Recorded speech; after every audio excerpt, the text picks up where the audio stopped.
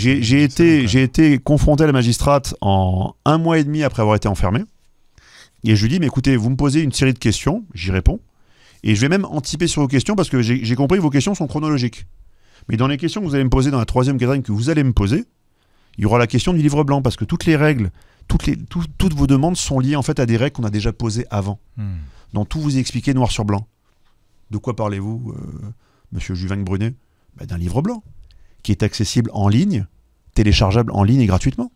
Pourquoi vous ne l'avez pas vu en premier? C'est la pierre fondamentale de notre édifice. Pourquoi c'est la clé de voûte. Pourquoi vous ne l'avez pas téléchargé? Ou pourquoi les enquêteurs ne vous l'ont pas remis? C'est ce que j'allais te demander. 1 mois plus tard, j'étais sorti.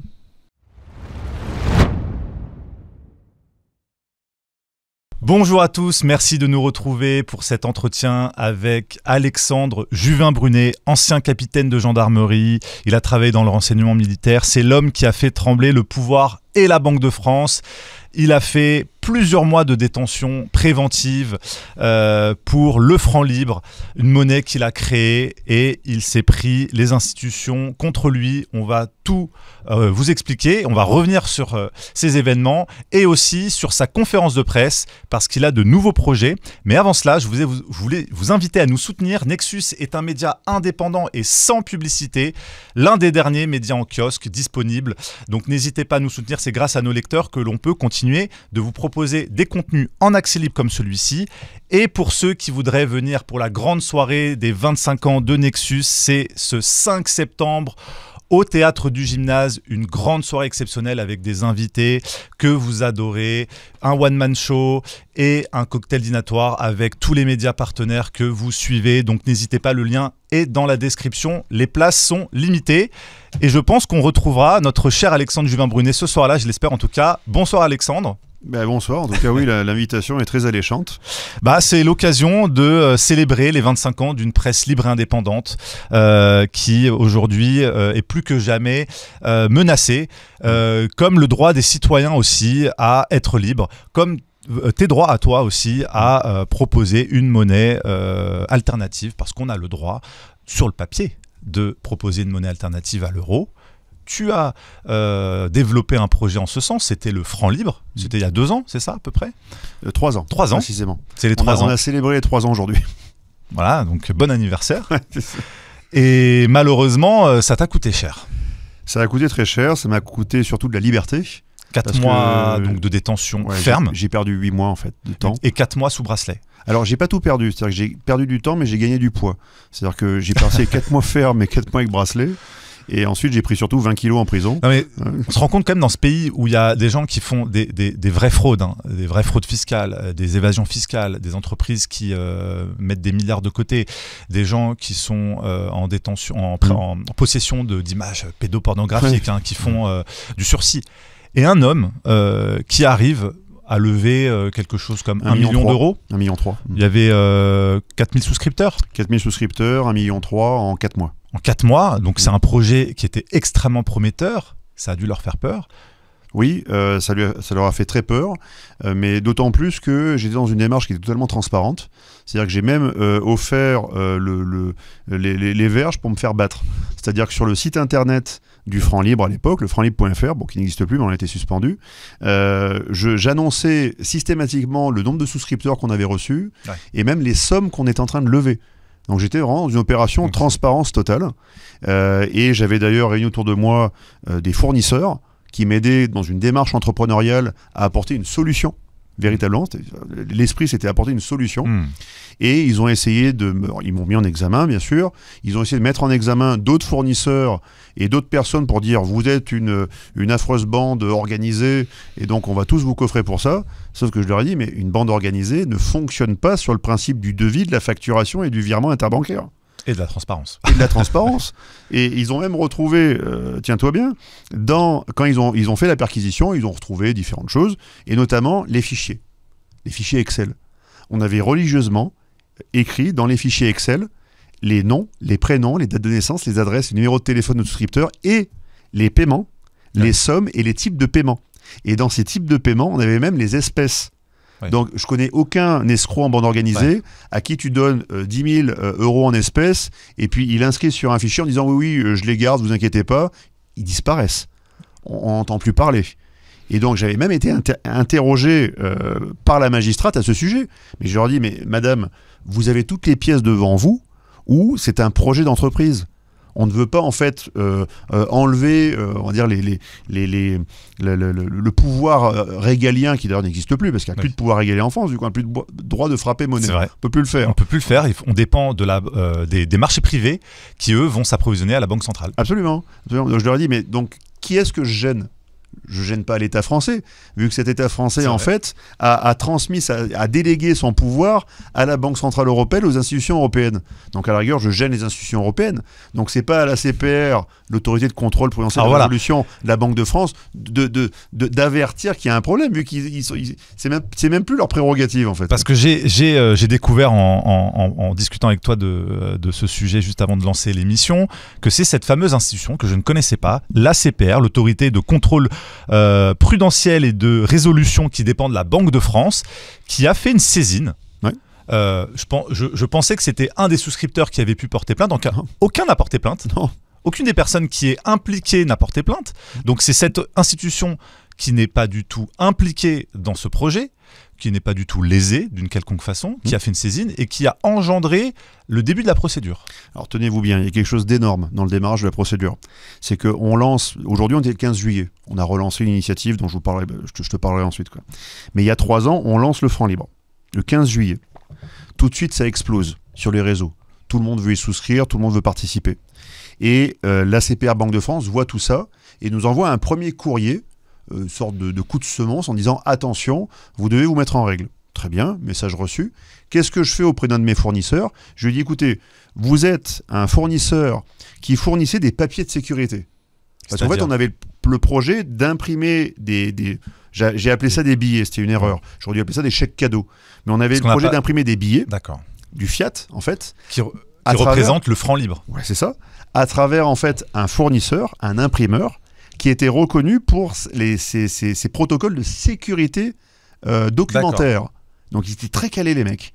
Et c'est-à-dire qu'ils travaillaient pour les passeports, pour différentes choses, pour l'État français. Oui, d'accord. Donc, pour éviter qu'il y ait des faux billets qui circulent. Exactement. Donc, on avait vraiment verrouillé le truc. Et je lui ai dit, vu que vous travaillez déjà avec l'État français, je vous demande d'envoyer un message de saisine à la Banque de France.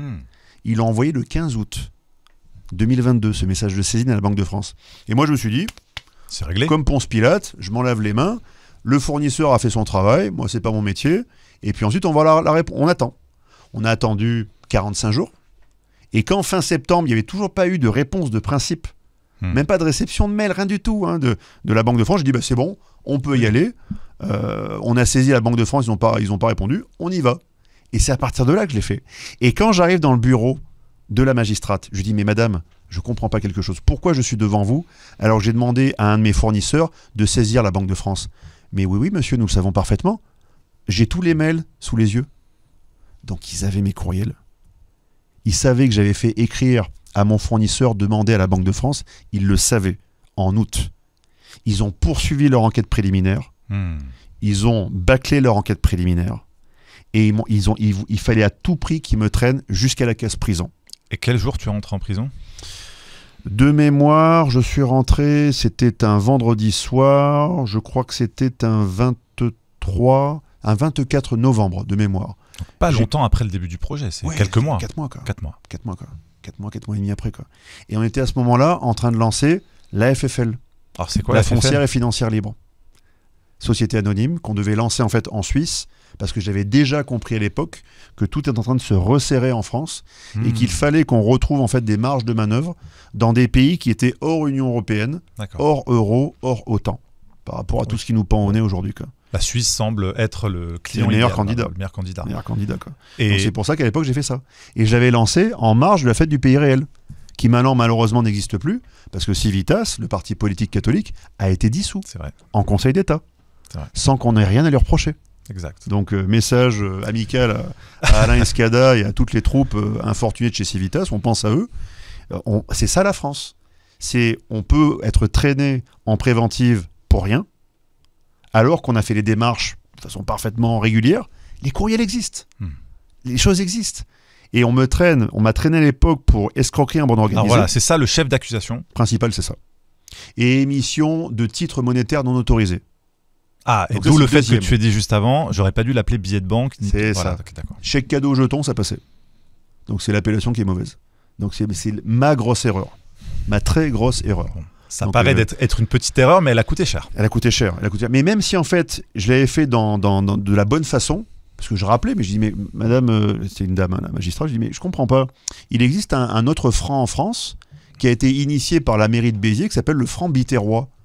Pourquoi eux ont le droit de s'appeler franc biterrois et moi j'ai pas le droit de m'appeler franc libre? Vrai.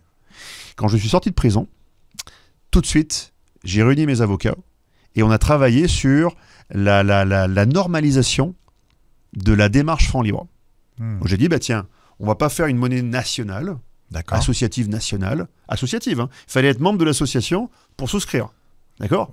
Donc c'était vraiment à l'intérieur d'une assoce, hein, d'accord? On va faire une monnaie locale, complémentaire, résiliente, citoyenne. Qui dépend de quelle localité? C'était la région sud.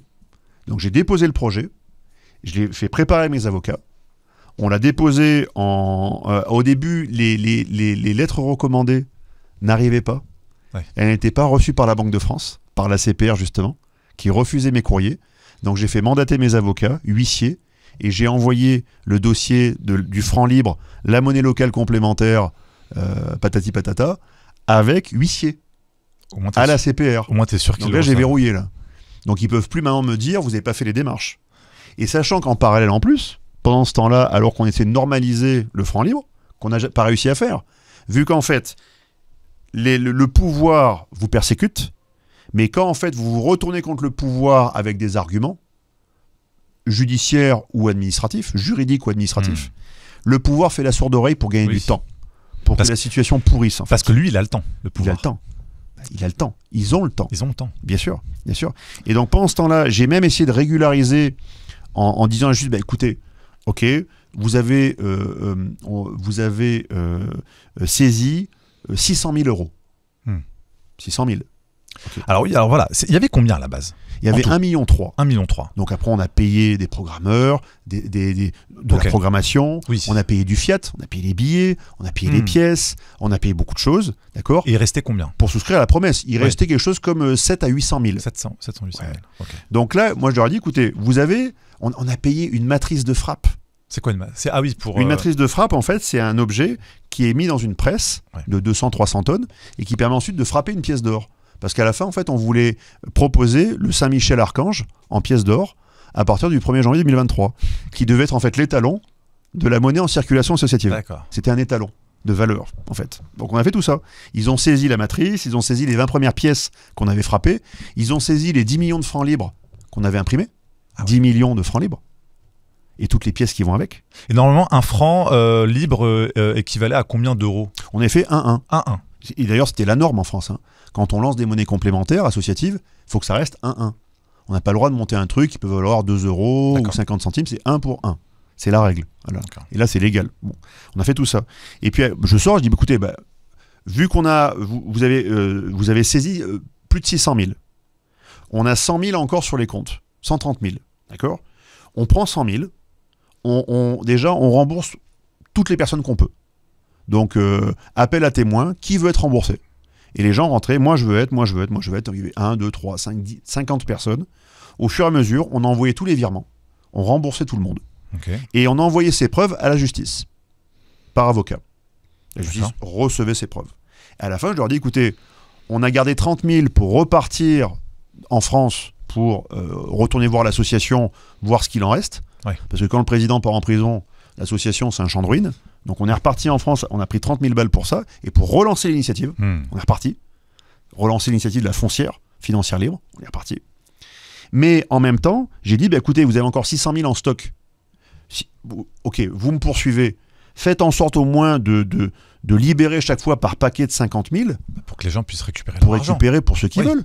Pour ceux qui veulent. Il y a des gens qui ont mis 1000 balles, 2000 balles, 3000 balles, 5000 balles, ils veulent récupérer leur argent, c'est légitime. Pourquoi vous bloquez?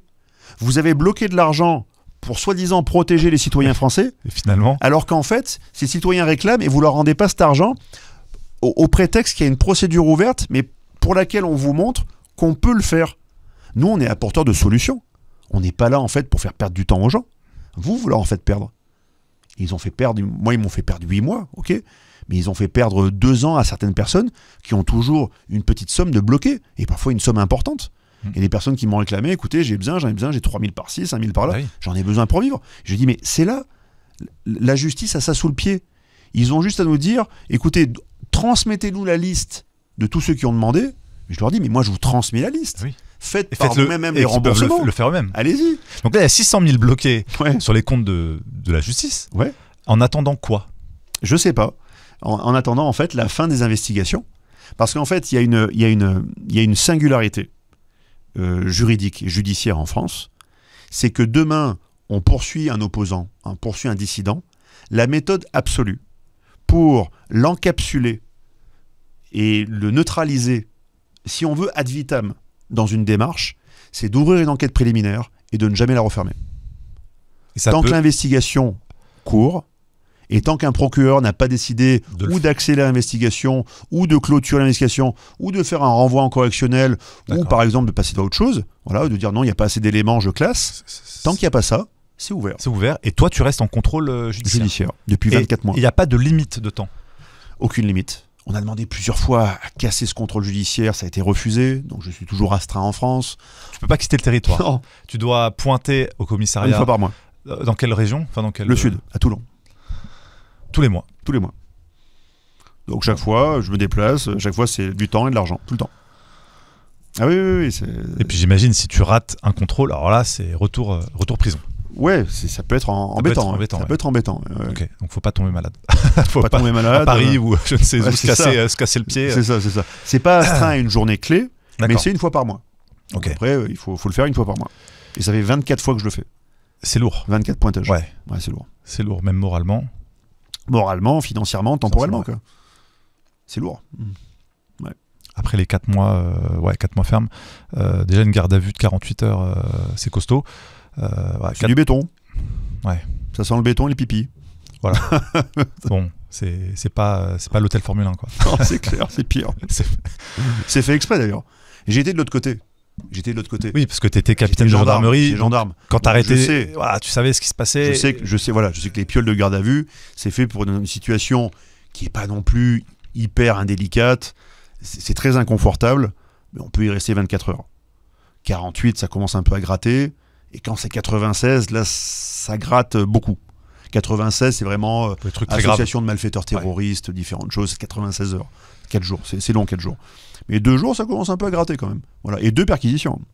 Pas une, 2. Chez toi. Ils sont retournés chez moi pour être bien sûrs qu'ils avaient bien tout trouvé. Ils étaient prêts la deuxième fois à arracher les murs. Ils voulaient vraiment trouver, en fait. De l'argent planqué. Ils voulaient trouver des fonds. Des doubles comptes, comptabilité. Notamment un lingot d'or. Ils avaient vu, en fait, qu'on a fait une transaction sur un lingot d'or qui devait nous servir, en fait, à être fondu, ensuite, pour frapper les pièces. Oui. Normal. On achète un lingot, on le remet aux frappeurs, ils le font. Oui, rien d'interdit. Rien interdit. Ils voulaient ce lingot, parce que pour eux, c'était la prise de guerre. Et ils fonctionnent comme ça. Dans les commissariats, la judiciaire, ils fonctionnent comme ça. Ils veulent leur prise de guerre. Ouais, ils veulent pas se déplacer pour rien. Mais ils ont compris quand même, en off, les policiers qui t'ont interpellé. Ils savent, dans les services, donner la bonne enquête au bon enquêteur. Okay. Parce que ça dépend aussi on va dire, de sa fibre, de sa sensibilité. Ils vont pas pourchasser un catholique, par exemple, avec un fiefé catholique. Non. Ok. Voilà. Donc ils font attention aussi, voire même à trouver des profils qui soient même, pourquoi pas, diamétralement opposés. Ça ne sera que meilleur. Pour le motiver à vraiment t'embêter. Oui, exactement. Ouais. Pour trouver les éléments aidant à la manifestation de la vérité. Donc ça n'a pas joué en ta faveur d'être ancien gendarme? Si, un peu dans la mesure où je savais comment ça marchait. Donc je leur ai dit, j'ai été à votre place les gars. Donc arrêtez.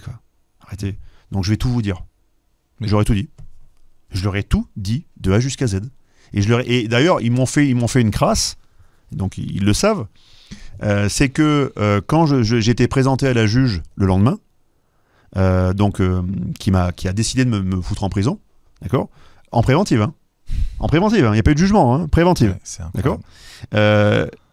Cette juge n'avait pas reçu, en fait, elle n'avait pas eu entre les mains le livre blanc. J'avais en fait, dans une démarche explicative et organisationnelle, commis un livre blanc qui expliquait tout sur le fonctionnement de la monnaie associative. D'accord, normalement, chaque monnaie doit avoir un livre blanc. À ses règles. C'est le white paper, le livre blanc. La réglementation autour de... Réglementation, les règles, tous ces gens. Montrer en fait que c'est pas une opération qui vient de je ne sais où et qui est juste là pour commettre un gros larcin. Il y a une démarche associative, métapolitique, organisationnelle. Ouais. Ce livre blanc, finalement, la magistrate, elle l'a reçu au bout de 2 mois de prison. J'ai été confronté à la magistrate en 1 mois et demi après avoir été enfermé. Et je lui dis, mais écoutez, vous me posez une série de questions, j'y réponds. Et je vais même anticiper sur vos questions parce que j'ai compris que vos questions sont chronologiques.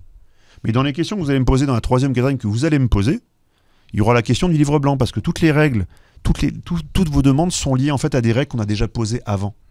Dont tout vous est expliqué noir sur blanc. De quoi parlez-vous, monsieur Juvin-Brunet? D'un livre blanc qui est accessible en ligne, téléchargeable en ligne et gratuitement. Pourquoi vous ne l'avez pas vu en premier? C'est la pierre fondamentale de notre édifice. Pourquoi c'est la clé de voûte. Pourquoi vous ne l'avez pas téléchargé? Ou pourquoi les enquêteurs ne vous l'ont pas remis? C'est ce que j'allais te demander. 1 mois plus tard, j'étais sorti. Donc ils ont laissé traîner pour vraiment te laisser un peu pourrir dans les geôles. Et ensuite, ils font traîner depuis 24 mois donc le contrôle judiciaire pour bien me pourrir la vie et bien faire croire aux personnes derrière moi que c'est moi le méchant. Oui, parce que ça laisse un peu une suspicion autour de ton travail. Il y a une odeur de suspicion, évidemment. Mais c'est fait exprès. Il faut que les gens comprennent. La plupart, 90% ont compris. 90% ont compris. Ils savent à qui on a affaire. Ils savent que c'est des gens retors. Ils le savent tout ça. Et ils savent que ceux qui donnent les ordres sont des sociopathes en puissance. Ils le savent. Mais beaucoup parmi eux, parfois, ont des comportements qui sont... J'ai pas envie de dire amoraux, mais un peu immoraux quand même, où ils reviennent sur ce qu'on leur avait pourtant dit, ils reviennent un peu sur leur engagement, sur leurs promesses, ils se renient. Il y a une forme de reniement, de renonciation. Par peur? Par peur ou par besoin. C'est ou par peur de l'État, Léviathan, Providence, qui t'apporte la béquée tous les mois, soit c'est aussi par reniement en disant, c'est un peu René Girard. C'est René Girard. C'est-à-dire, on désigne un commandant en chef pour partir à la guerre. La guerre, on s'est pris une branlée.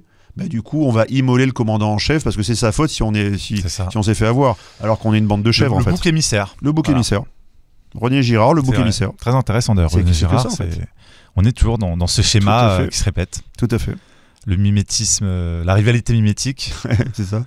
Et à la fin, l'exécution du bouc émissaire qu'on remet en fait aux auspices du dieu dans lequel on croit. Donc certains croient au dieu argent, à Mammon. Et donc ils ont cru que l'association avait été faite juste pour le souverain bien argent, alors qu'au contraire on combat la chose. On veut plutôt le maîtriser pour le remettre à sa juste place. Et beaucoup le voient comme un souverain bien, la clé de voûte de leurs existences matérialistes et consuméristes. Mais pas du tout. C'est ce qu'on nous vend depuis petit. Mais bien sûr. On vous vend ça depuis 2 siècles. Il n'y a plus de transcendance. 2 siècles et demi. Il n'y a plus beaucoup de transcendance dans cette société. Il fallait bien que quelque chose... Soit c'est le scientisme, on a vu pendant la crise Covid, soit c'est l'argent. Bon. Mais observe ce qui s'est passé. On est passé, il y a 3 siècles, de la Providence, qui baignait les existences, d'accord, qui nous infusait, à l'État-providence. C'est vrai. Le terme est choisi délibérément. C'est Dieu qui pourvoyait à tout auparavant. Maintenant, c'est l'État qui pourvoit à tout. Et on attend que l'État pourvoie. C'est pour ça qu'il y a une telle soumission vers l'État. Parce qu'il vous apporte votre logement social, votre RSA, votre machin, votre truc. Votre et si tu montes très très haut, et je parle pas que des gens humbles, modestes, si tu montes très très haut, il t'amène aussi ton enveloppe pour ton fonds Marianne, ton machin, ton truc. Jusqu'à haut niveau, quoi. Donc il y a une corruption du corps social en France qui est terrible. Tous les échelons sont corrompus. Depuis le plus bas niveau, la mairie, où tu n'attribueras pas un parrainage à un candidat à l'élection présidentielle, j'en étais un. J'ai pas reçu certains parrainages parce que les maires me disaient, je ne veux pas vous donner le parrainage que maintenant c'est public. Avant c'était discrétionnaire.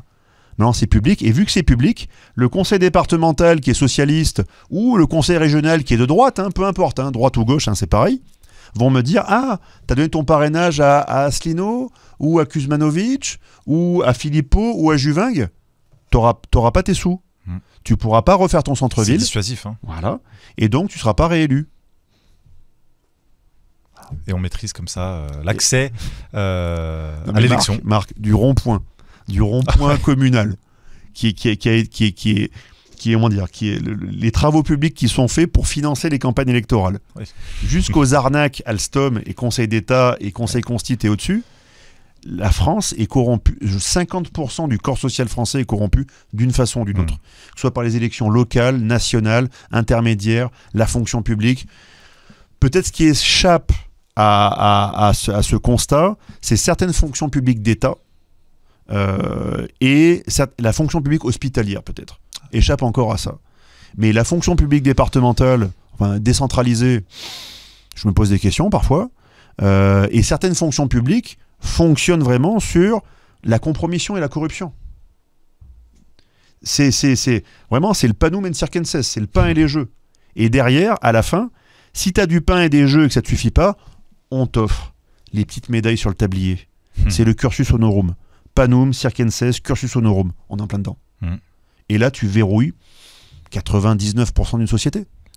T'as que 1% de tête dure, d'un noyau dur qui va dire non, ça me plaît pas. Puis on voit ce que ça coûte, sans parler de ce qui s'est récemment, récemment advenu avec Olivier Marleix et Éric Dénessé, qui eux s'opposaient assez vivement à la Macronie. On voit ce qu'il a pu leur en coûter, donc retrouvé dans des circonstances très particulières. Le message est bien passé. C'est un message, moi c'est ce que je comprenais pas bien ce qui arrivait. Je me disais, bon, est-ce que c'est un assassinat?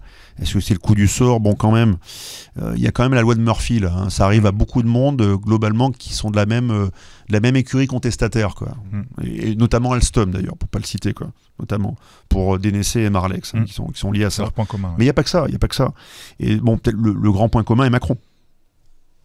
C'est lui qui cristallise toutes les contestations. Et je me suis posé la question, je me suis dit, mais pourquoi font-ils ça de façon aussi... ça semble disparate, en fait. Et en y réfléchissant, je me dis, mais non, mais c'est pas disparate du tout. Ils envoient un message à chaque tête de réseau. Exactement. T'as la tête de réseau des parlementaires, tiens, Marleix, tête dure, pan, message.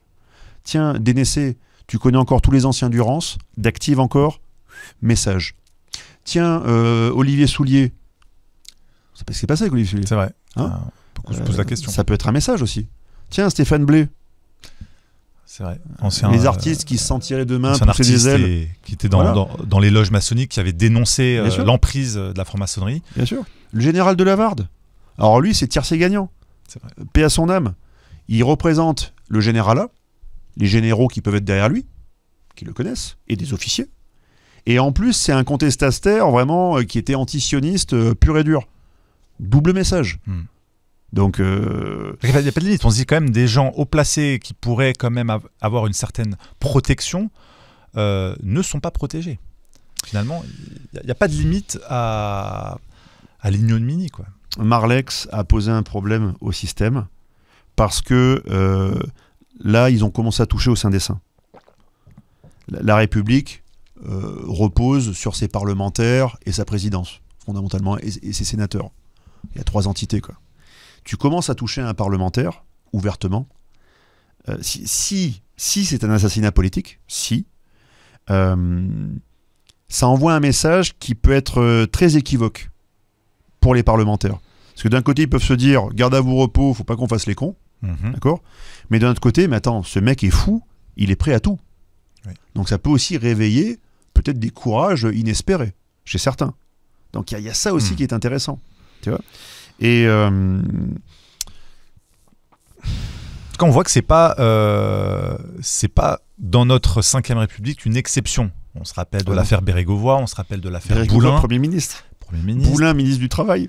Tous deux qui avaient des listings à partager, quelques jours, quelques semaines avant leur mort, leur suicide. De gros s'ouvrent. Oui. Les chasses présidentielles. Donc la 5e n'en est pas à son coup d'essai en termes d'assassinat politique. Mais la République n'en est pas à son coup d'essai. C'est pas que la 5e. La 4e, il y a aussi des affaires. La 3e, il y a eu des affaires. C'est pas son coup d'essai, quoi. On est face à le pouvoir, qui soit demain monarchique ou républicain, quand il se contracte pour se préparer à de grands chocs, est prêt à tout. Une personne qui a le pouvoir n'a pas envie de le lâcher. Une personne malsaine qui a le pouvoir fera tout pour le conserver. Certaines personnes saines sont prêtes à le céder parfois. On se rappelle par exemple De Gaulle, il est parti. Ouais. Voilà. Il se savait aussi malade, condamné, donc il est parti par la porte qu'il a choisie en fait. C'est son choix. Voilà. Mais bon, je ne vais pas trop parler de Gaulle parce qu'après je vais me faire taper dessus, on me dire oui c'est un gaulliste. Non, je ne suis pas pour autant gaulliste, mais je sais aussi voir l'histoire. Il est parti de son propre choix, sans être poussé à la porte par les Français. Aussi par les Américains, qui semblaient être très contents qu'ils s'en aillent. Évidemment. 68, c'est le coup de sifflet pour dire maintenant, Charles, c'est fini. On t'a laissé 10 ans pour jouer, 58-68, maintenant tu t'en vas. En 58, on a eu besoin de toi pour refonder une énième république, pour faire en sorte que nos intérêts américains ne soient pas trop non plus menacés. Il ne faut pas oublier que dans le gaullisme, certes, il y a les plans calcul, il y a les plans Eureka, il y a tous les plans type quinquennaux qu'on a relancés, les grands plans d'État, l'État stratège, il y a eu tout ça, bien sûr, dont on a joui des fruits pendant des décennies ensuite, il y a eu tout ça. Mais il ne faut pas oublier que c'est sous le gaullisme aussi qu'il y a eu la négociation des contrats culturels. Tout le déversoir de produits culturels américains est arrivé dans les années 60 et 70, et De Gaulle n'y a rien fait non plus. Et toute la propagande américaine bien sûr. Qui a façonné des décennies, des générations entières qui ont été complètement biberonnées à la culture américaine. Aujourd'hui, il y a plus de danseurs de country dans les campagnes françaises que de bourrés. Ou que de valse, ou je ne sais quoi. C'est de la country, c'est du rock, c'est sympa, moi j'aime bien. Je trouve ça rigolo. J'adore Johnny Hallyday, l'entendre.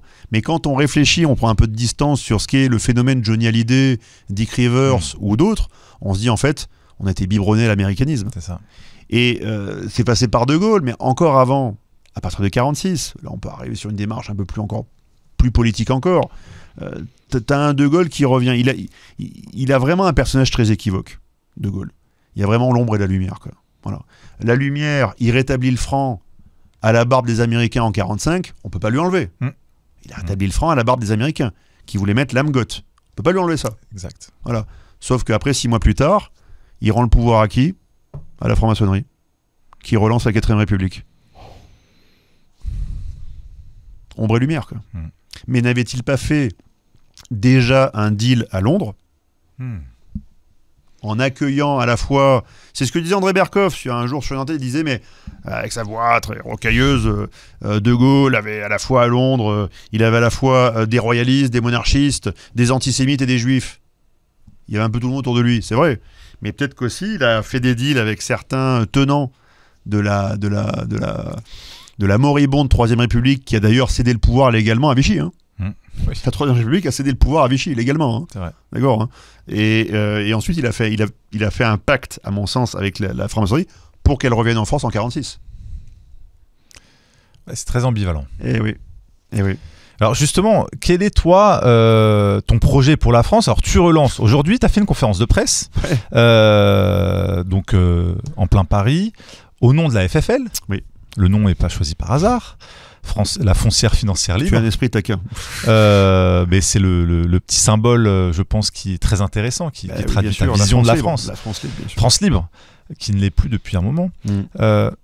Quel est ton projet pour cette monnaie que tu relances ?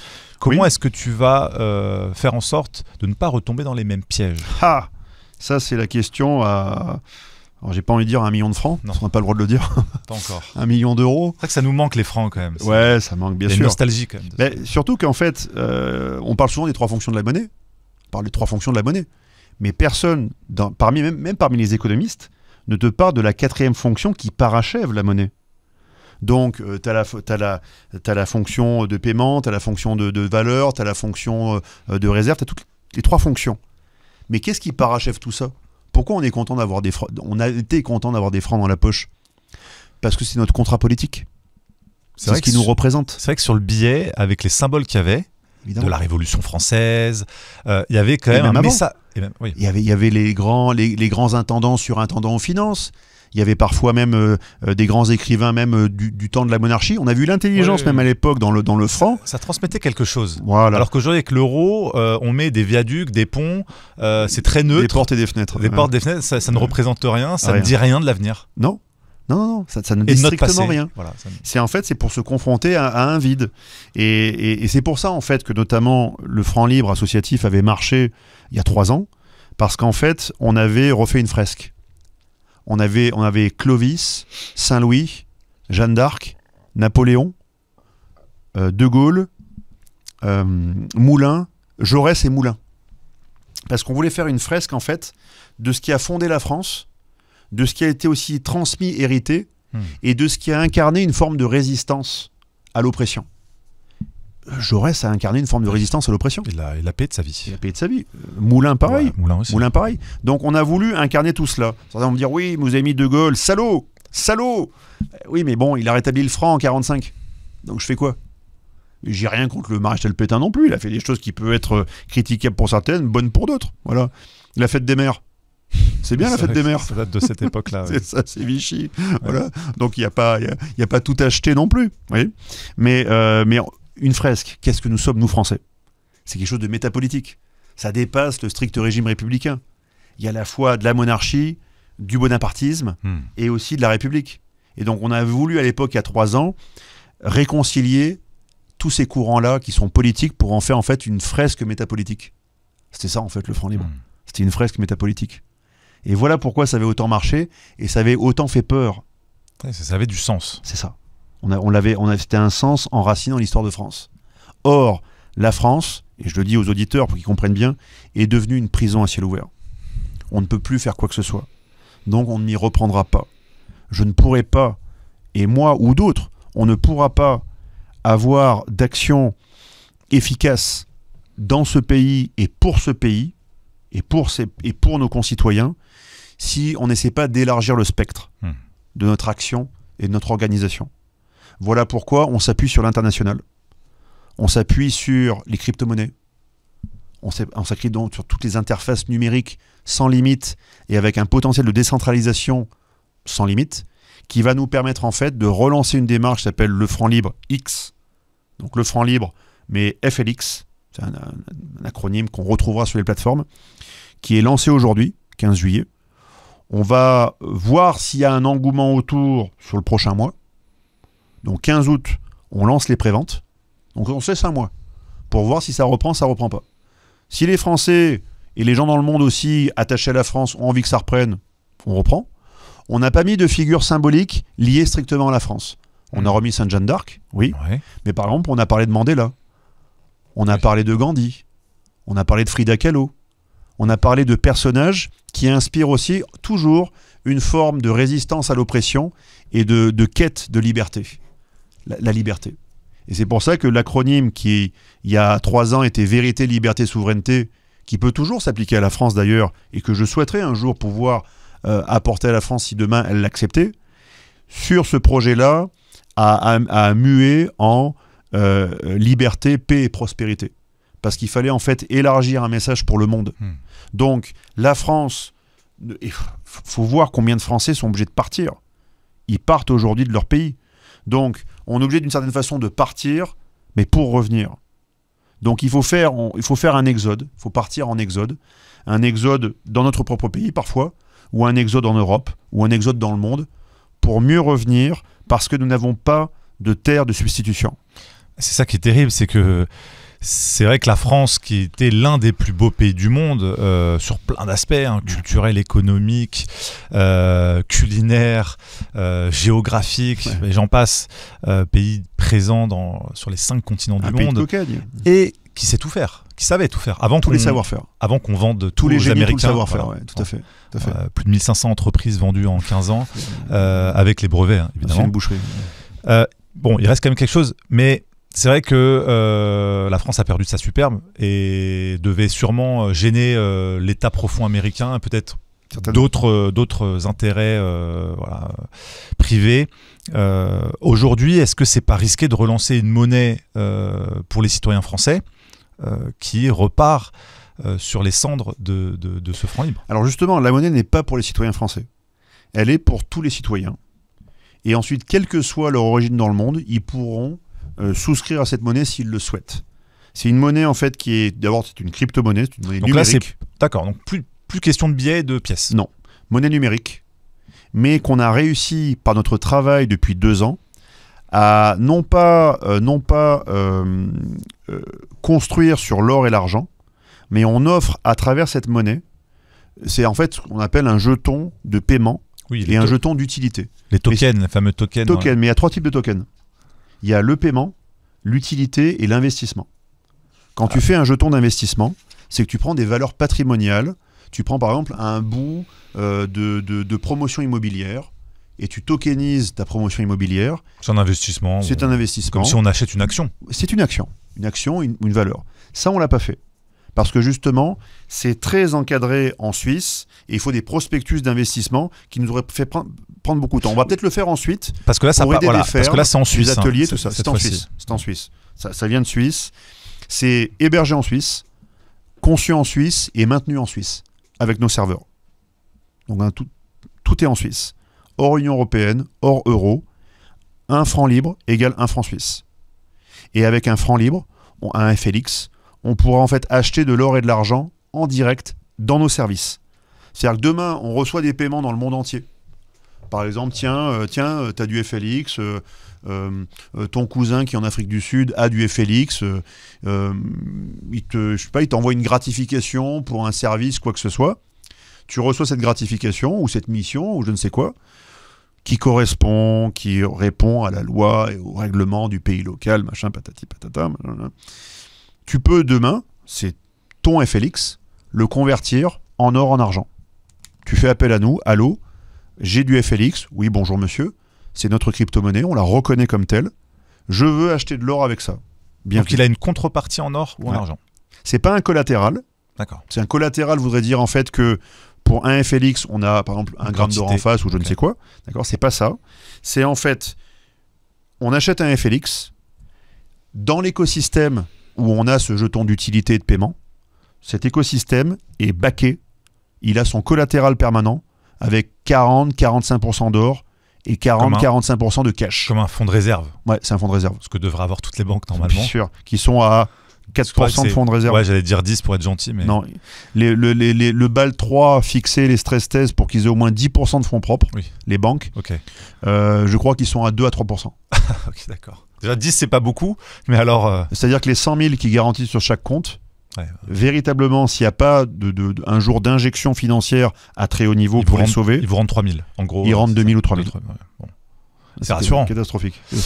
Donc ça répond peut-être à la question que j'allais te poser, mais c'est quoi l'intérêt pour un citoyen, du coup, d'acheter une crypto-monnaie comme celle-ci, comme le FLX? La crypto-monnaie, c'est... Parce que normalement, c'est pour de l'investissement. Tu sais, les gens, ils achètent du Bitcoin, de l'Ether pour espérer devenir riches. Ils spéculent aussi. Aujourd'hui, c'est la spéculation. Il y a de la spéculation. On fait pas grand-chose avec ça. Certains spéculent sur le Bitcoin, l'Ethereum, et ils ont réussi. Ils ont fait des fortunes avec ça.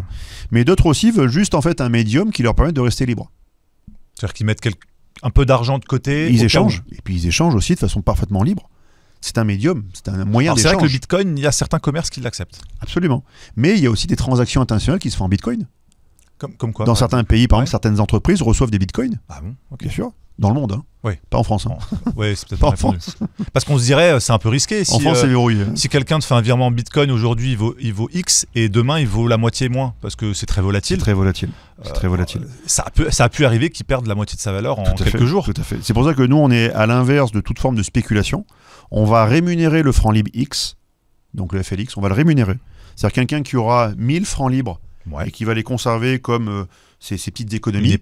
Une épargne. On va le rémunérer en francs libres. C'est-à-dire donc il en aura plus. Alors il faut qu'on fixe le taux. Comme un compte épargne. Compte épargne, exactement. Donc il va y avoir peut-être 1, 2, 3, 5, 10% à l'année, par exemple. Il ne viendra pas riche avec le... Non, voilà, mais en tout cas, on va essayer de ne pas trop que ça s'érode pour le pouvoir d'achat. Nous, ce qu'on veut, c'est maintenir la parité. On veut arriver sur une parité où les personnes conservent une visibilité. Donc on n'est pas sur le côté spéculatif. C'est pas ce qu'on recherche. Mais suivre le cours de l'inflation peut-être. Et surtout, en fait, vu que ça va permettre d'acheter de l'or, c'est vraiment le cours de l'or et de l'argent qui peut impacter demain durablement, en fait, le FLX. Mais nous, ce qui nous intéresse derrière le FLX, c'est d'offrir une porte de sortie. Ce que j'allais dire, c'est quoi votre intérêt, c'est quoi votre envie avec ça? La porte de sortie, offrir de la liberté. C'est-à-dire, c'est ce dont on parlait un peu ce matin en conférence de presse, c'est que plus un système devient oppressif, plus en fait l'humanité, dans son génie multiple, trouvent des solutions pour retrouver une poche d'oxygène, pour retrouver une vitalité nouvelle ailleurs. Donc plus les systèmes vont se resserrer, plus les gens, naturellement, vont partir ou vont essayer soit de lutter contre l'oppression, soit de trouver des solutions pour amoindrir cette oppression et moins souffrir, tout simplement, quoi. On essaie de réduire la douleur. On n'est pas sadomaso, quoi. Ça veut dire que, par exemple, si demain vous parvenez à avoir des commerçants qui s'inscrivent dans ce projet et donc du coup des souscripteurs qui possèdent des FLX, potentiellement les gens pourraient acheter dans certains commerces des biens ou des services avec cette monnaie. Oui, acheter des biens et services avec cette monnaie, dans un premier temps, dans le monde. Et ensuite, derrière, réclamer en disant, écoutez, moi j'ai ouvert un compte officiel où j'ai accepté de donner 2 pièces d'identité et une adresse. C'est déclaratif. On n'a pas de pouvoir de police administrative, mais on a des obligations vis-à-vis de la loi suisse qui nous obligent en fait à faire ce qu'on a à souscrire aux obligations de la loi sur le blanchiment d'argent. D'accord. La LBA. Donc on souscrit à cette loi. Il faut qu'on sache d'où viennent les fonds. Oui. Donc on sait que un FLX, c'est un smart contract. C'est un contrat intelligent. Donc on sait d'où viennent les fonds. Oui. On le sait. On a tout l'historique. Donc là-dessus, aucun problème. Parce que c'est par virement, ça vient d'une banque officielle. Virement, ça peut être demain en espèces. Les gens, on va ouvrir par exemple 2 bureaux pour le FLX à Lausanne et à Genève. Les gens pourront tout à fait venir remettre les fonds qu'ils souhaitent. Mais il faut simplement qu'on ait une preuve de l'origine de ces fonds. Une fois qu'on a une preuve, 2 pièces d'identité, ils peuvent acheter du FLX ou recevoir du FLX dans le monde et commander en Suisse directement de l'or et de l'argent qu'on va stocker pour eux et qui sera disponible à la demande. Ils arrivent à n'importe quel moment. Bonjour, je veux accéder à mon tiroir où dedans j'ai mis mes pièces d'or. Bien sûr, monsieur, soyez le bienvenu. On prend le tiroir, on lui amène dans un bureau, ouvrez-le. C'est vous qui ouvrez votre propre tiroir. Et c'est vous qui y mettez ensuite les choses dedans. Est-ce que derrière, tu te prépares pour un potentiel crack économique si les banques s'effondrent, qu'il y ait une structure comme celle-ci qui soit pérenne et qui permette, on va dire, d'avoir une sécurité si demain quelques banques systémiques font faillite? Oui, c'est le risque. Il peut y avoir du bank run, il peut y avoir une faillite systémique, effectivement. On s'y prépare. On se prépare aussi à la guerre. Parce que tout est fait en Europe aujourd'hui pour conduire le continent européen vers la guerre. La guerre, je le rappelle, est la ruine absolue des épargnes, la ruine absolue des rentiers. Donc toutes les personnes qui vont commencer à sentir que la guerre se prépare en France, vous avez intérêt à sécuriser votre épargne le plus vite possible, parce que sinon ils vont la ponctionner ou tout simplement la détruire, non pas par une hyperinflation, mais par une turbo-inflation qui demain ruinerait les épargnants. Oui. Les guerres ont toujours été la ruine des épargnants. Alors pas de tous, ceux qui épargnent beaucoup, ils savent. Pas les oligarques. Voilà. Mais ceux qui avaient par exemple des gens comme des maisons, nous, voilà. Des maisons, de l'immobilier, un petit bas de laine, ruiné. Mais ceux par contre qui avaient conservé religieusement de l'or ou de l'argent ont réussi quand même à se tirer d'affaire. Parce que l'or monte, c'est une valeur refuge, je connais les gars. Toujours pareil. Oui, tandis que l'euro, peut s'effondrer assez vite. L'euro pourrait s'effondrer, oui. On le voit, le pouvoir d'achat qui a baissé, c'est finalement c'est l'euro qui a perdu en valeur. L'euro a perdu 60% de sa valeur. On établissait une courbe différentielle où on montrait en fait la parité euro-franc suisse depuis l'ère Trichet, Jean-Claude Trichet, en 2008. Donc quand l'euro a été introduit en 2002, il y a eu globalement une croissance de l'euro, politique de l'euro fort, jusqu'en 2008. D'accord. À partir de 2008 jusqu'à 2025, donc depuis 17 ans, l'euro s'effondre. À l'époque, pour 1 franc suisse, on avait 1,63 euros. Ok. Pour 1 franc suisse, on avait 1,63 euros. Tu arrivais avec 1000 francs suisses à Genève, tu pouvais faire 1600, 1 euro, pardon, tu avais 1600 francs de pouvoir d'achat. Tu gagnais 600 balles, quoi. Ouais, sur 1000. Il était très fort l'euro. Monstrueux. Là maintenant, ça s'est inversé.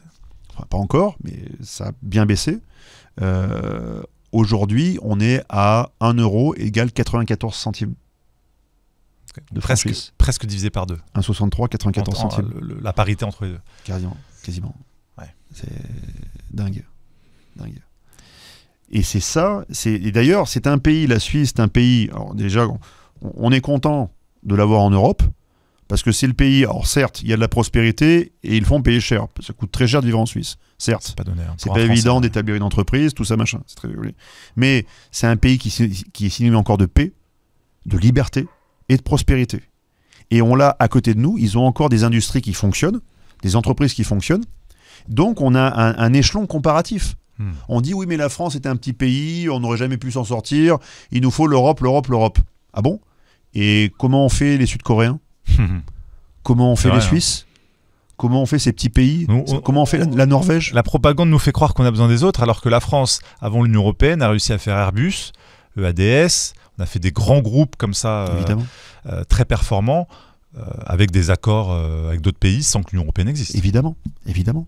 Donc, l'idée derrière cette démarche, c'est de regagner une liberté. Si le système oppressif s'étend, on propose une passerelle supplémentaire. C'est une passerelle supplémentaire entre deux rives. Voilà. Donc maintenant, si le franc libre et le FLX a du succès d'ici le 15 août, voire le 15 septembre, eh ben on aura suffisamment élargi et allongé la passerelle pour y faire passer le maximum de personnes. Si malheureusement il n'y a pas assez de succès, se passera quoi? J'aurais fait ce que j'avais à faire. Ma responsabilité était au moins de le proposer, des voies alternatives. Si ça ne souscrit pas, eh bien on ne pourra pas avancer suffisamment cette direction. Donc c'est aux personnes qui y croient de s'emparer de ce projet aussi, de s'en emparer et d'en faire leur instrument. C'est pas le mien.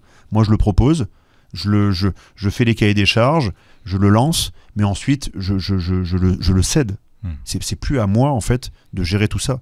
Les usagers dans le monde devront s'en saisir comme un outil supplémentaire dans leur boîte à outils pour parer à différentes situations. Voilà. Parce que c'est pas le seul projet qui fait partie de cette association, qui est au sein de cette association. Tu travailles aussi avec beaucoup de fermes, de collectifs paysans. C'est-à-dire qu'il y a l'alimentation qui est au sein. Est-ce que tu peux parler un peu de ces autres projets qui prônent l'autonomie individuelle et collective? D'ailleurs, l'un rencontre l'autre. Parce que nous, on s'est adressé tout d'abord aux paysans français. Et on a essayé d'en aider un maximum. On a lancé une cagnotte de la résistance agricole. On avait réussi à distribuer plus de 100 000 € à 20 fermes. Quand même. On était contents. Mais c'est pas beaucoup. Parce que quand on pondère, ça fait en moyenne 5 000 €. Allez, certains ont pu avoir 10, d'autres 3. Ça apporte un peu de souffle financier à une ferme pendant 2, 3, 4 mois maximum. Et il aurait fallu 10 millions d'euros. Pour arriver à sauver 200 fermes, 300 fermes. Mais il y a des gens qui se mobilisent quand même. Ouais. Ils se mobilisent, mais on arrive maintenant à un étillage. La rivière est en train de s'assécher. Et parce qu'ils ont réussi à asphyxier, à paupériser, à inflationner tout pour que derrière les gens n'aient plus d'argent. Donc on commence à observer un repli sur soi, ce qui est parfaitement compréhensible, mais qui est justement...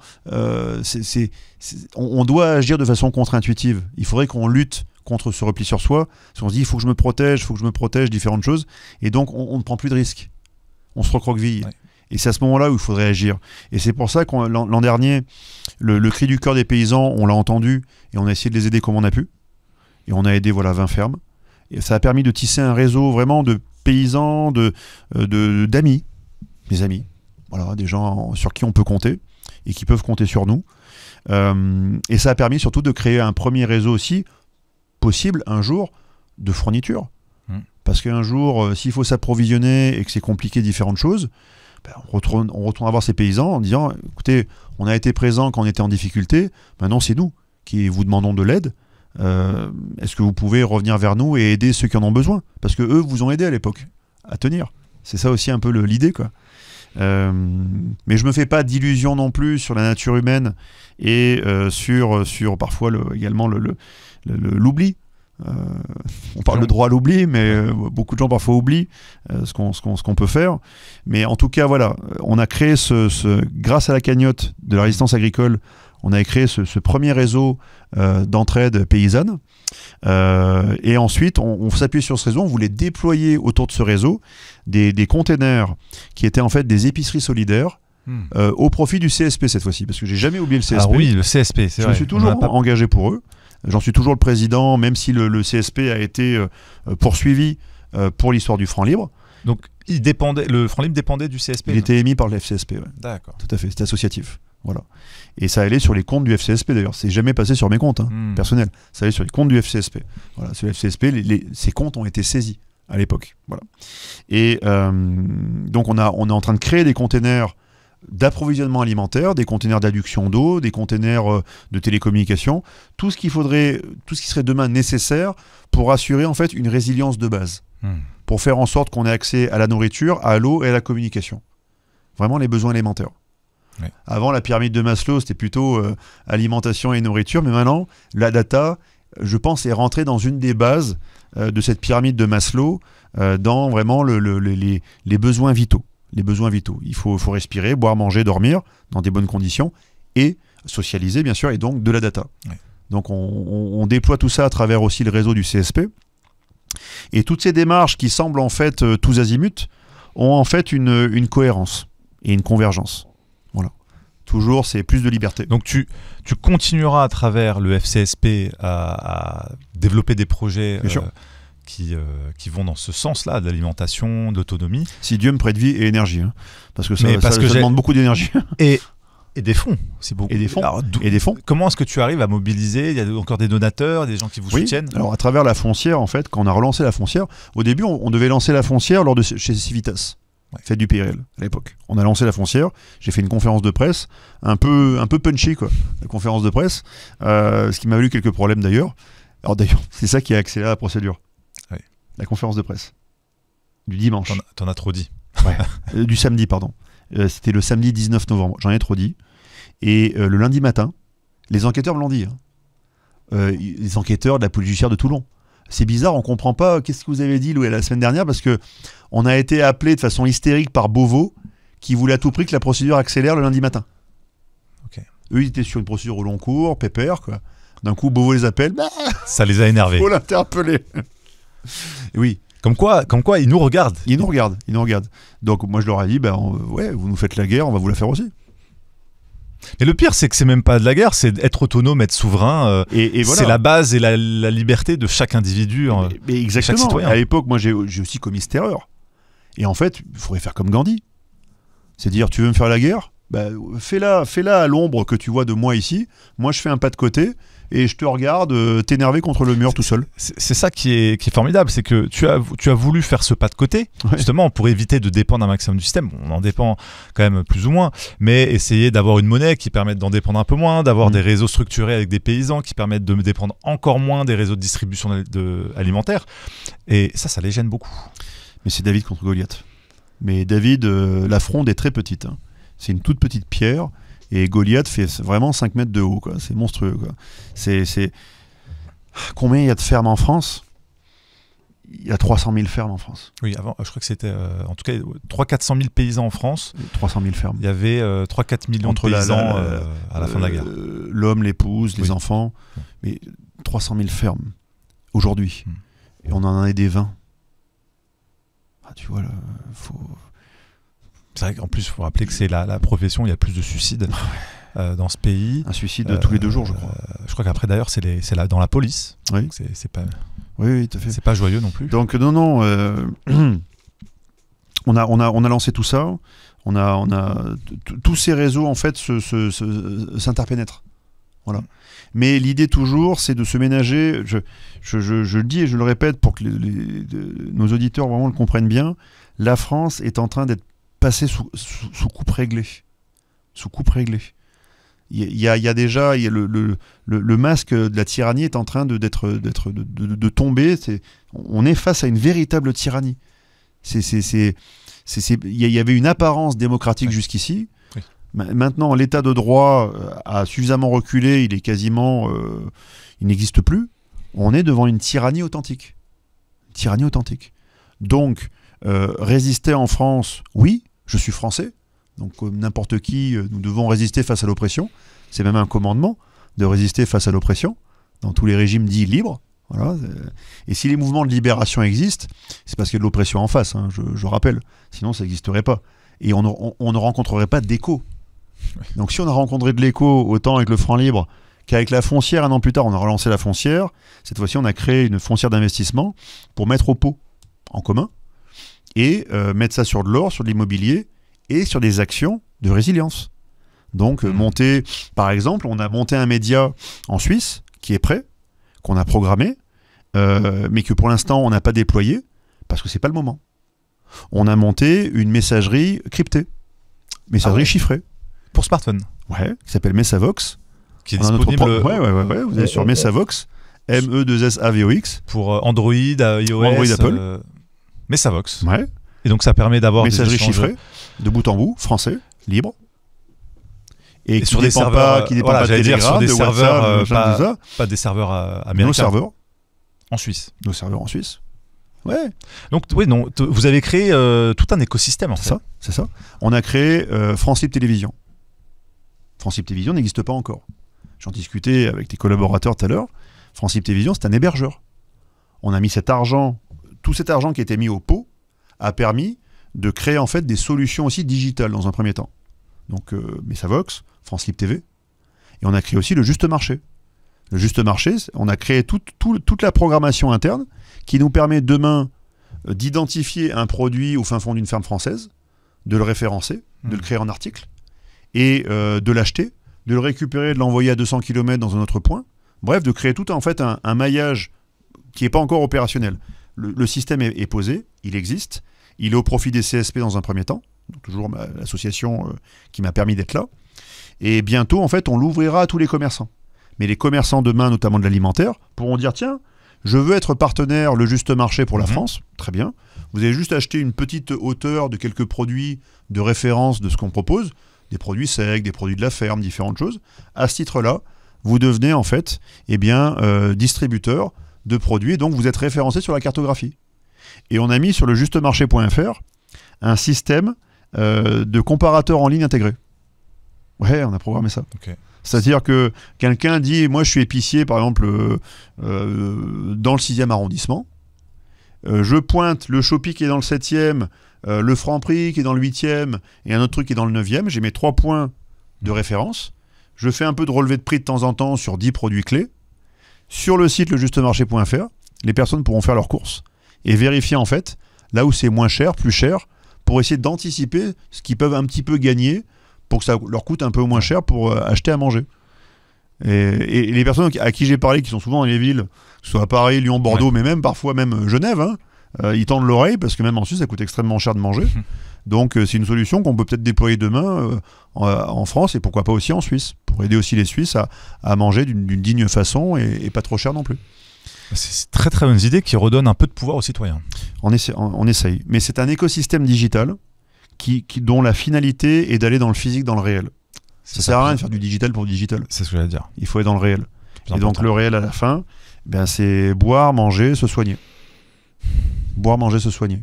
Communiquer, se déplacer. Ouais. Là déjà, une fois qu'on a ça, on a ces 5 piliers, c'est pas mal. Ouais. C'est pas mal. Voilà. Bah, c'est un excellent projet. On n'est pas que sur la monnaie, on est aussi sur toute une articulation qui donne du sens. Alors justement, comment les gens qui nous écoutent peuvent éventuellement soit rejoindre, soit aider ces projets? Alors, il y a différentes façons. Soit ils ont une démarche où ils disent « moi, je veux disposer d'un instrument financier international qui me permet d'avoir la liberté de paiement. Okay. » Le franc libre vous ouvre ses bras, le FLX. Et ils pourront, à partir du 15 août, faire des préventes. S'ils veulent, ils s'inscrivent dans les préventes qui sont sur lefranclibre.ch. Ouais. Donc lefranclibre.confédération helvétique. C'est plus .fr, c'est plus .com, c'est .ch, parce que tout est en Suisse. D'accord. Et ils verront sur cette interface, eh bien, bon là c'est le projet plutôt en version préliminaire qui est proposé, mais ils vont avoir une application qui existe déjà, avec laquelle ils pourront déjà faire les paiements entre eux. Okay. La cartographie est déjà programmée, et il nous reste maintenant à programmer le fork, soft fork ou hard fork, qu'on va mettre, soit, alors on réfléchit, on va faire un arbitrage dans pas longtemps, soit on ira sur l'écosystème Bitcoin, Ethereum, Litecoin ou Solana. Ça va se baser sur une blockchain existante. Une blockchain existante. Ouais. Voilà. Pour accélérer le déploiement, pas que ça. On pourrait tout reprogrammer, mais ça nous prendra encore 1 an. Ouais. Et je doute qu'on ait le temps de faire ça.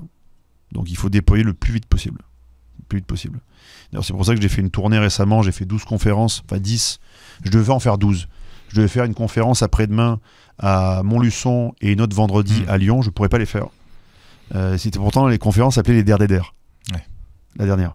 parce que je doute avoir le temps d'en faire plus. Donc j'ai relancé le franc libre. J'ai lancé le maximum de ce que je peux au niveau de l'écosystème digital. J'apporte le maximum de solutions quand je peux. Et après, advienne que pourra, advienne ce qu'il voudra. Pour ceux qui, par exemple, prendraient du FLX, si par exemple le projet malheureusement n'arrive pas à perdurer, est-ce qu'il y a les gens ont une sécurité et retrouvent leurs fonds, comment ça se passe? Là, en fait, effectivement, si le FLX, on l'a déjà programmé. Tout est fait. Donc, on n'a pas besoin d'argent. On a besoin d'argent pour éventuellement que l'écosystème grossisse. Voilà. Mais les serveurs, on les a. Les programmeurs ont fait leur travail. Tout est là. Donc, ça coûte 0. Donc, si demain, le 15 août, les gens viennent en masse sur le FLX et qu'on n'atteint pas une taille critique, par exemple, je dis d'1 million d'FLX souscrits au bout, par exemple, d'un mois, qu'il n'y a pas vraiment de dynamique, je veux dire, ou 300 000 ou 500 000, je ne sais quoi, je dirais, c'est pas grave. Ça nous a rien coûté. Enfin, ça a coûté un peu avant, mais on s'en servira en interne pour l'écosystème interne, toujours. Donc on aura toujours cette retenue possible. Mais les gens qui veulent être remboursés, on les rembourse. Vu que là, en fait, tout a déjà été fait. On a fait tout le travail.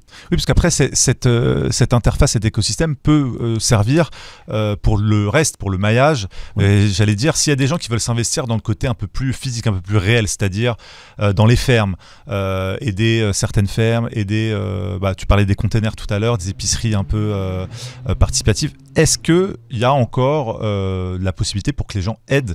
Est-ce que vous avez besoin on a besoin tout le temps. Et disons qu'entre le CSP, le juste marché, la foncière, le franc libre, on essaie d'apporter tous les outils possibles pour que demain, un concitoyen ou un citoyen du monde, un usager, trouve une réponse à son besoin. Déjà, pour être très concret, quoi. Parce que souvent, le problème dans les associations, c'est qu'on dit à la fin, mais à quoi ça sert ce que vous faites? C'est ça, concrètement. C'est ça, concrètement. Donc, j'ai pris le problème à l'envers. J'ai reçu, en fait, toutes ces réponses pendant des mois. Je dis, ok, maintenant, on va se retrousser les manches et on va produire en masse de la solution, à tout point de vue. Solution de messagerie, pan, on sort. Solution d'hébergement alternatif à YouTube, boum, France Libre TV. Solution d'hébergement, on a ça. D'ailleurs, France Libre TV, c'est quoi? C'est sur francelibre.tv. francelibre.tv. francelibre.tv. Pointu-value. J'irai faire un tour. Donc on peut ouvrir une petite chaîne Nexus sur francelibre.tv. Ouais. Il y a les chaînes amateurs, gratuites. Donc, parce que nous, on a nos serveurs. Bah oui, il faut les payer. Ça coûte cher. Et après, quand ils veulent passer en chaîne pro, avec régie, machin, des trucs programmatiques, il y aura cotisation et compagnie, machin de ça.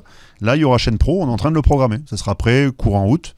C'est intéressant, ça. Oui. Et surtout que ça permet en fait d'offrir encore un fief pour demain se réarticuler s'il y a un problème. Si on se fait censurer définitivement sur YouTube. C'est ça. Et là, c'est l'espace de liberté absolue. La seule chose qu'on censure, c'est la pédopornographie. La pornographie. Heureusement. Pédopornographie, pornographie et les contenus violents gratuits. C'est-à-dire que demain, moi, je ne donnerai pas mon accord pour censurer un missile qui tombe sur Gaza. On va montrer la réalité. Et ça va les emmerder. Il faut voir par contre, la violence gratuite qui ne sert à rien, censure. On n'est pas là pour ajouter de la violence gratuite à un monde qui est déjà violent. Montrer la violence du monde, oui, pour aider à ce que les gens prennent conscience de ce qui se passe. Exactement. Oui. Mais violence gratuite, non. Il faut aller dans une autre direction, quoi. Donc, on fournit de la solution, quoi.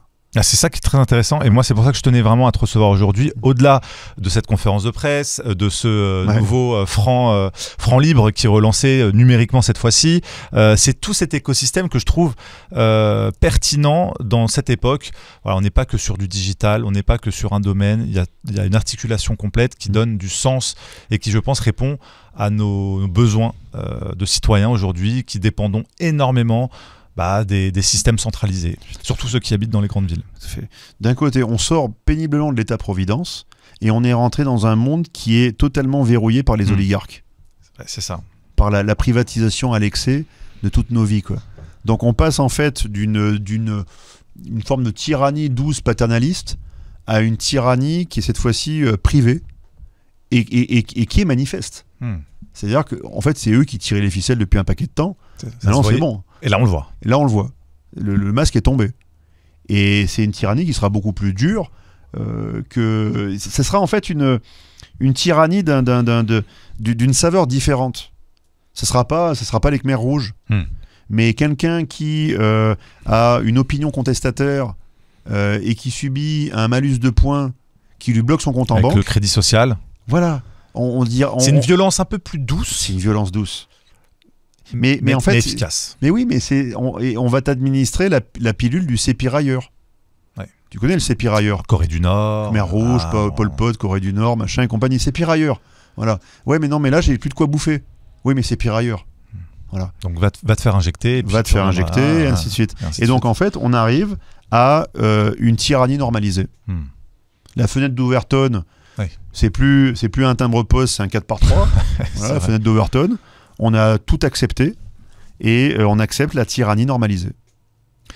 Au moins, l'avantage, c'est que maintenant, les choses se voient. Elles poussent des citoyens à se mobiliser comme toi et à proposer des solutions en espérant qu'elles soient acceptées par le plus grand nombre et qu'elles permettent de faire des petits. Si ça peut inspirer des gens, moi c'est le but aussi, c'est que si des gens veulent prendre appui sur ce genre d'initiative et faire la même chose dans leur localité, dans leur commune, dans leur quartier, c'est le moment que les Français se saisissent. Il y a plein d'initiatives partout.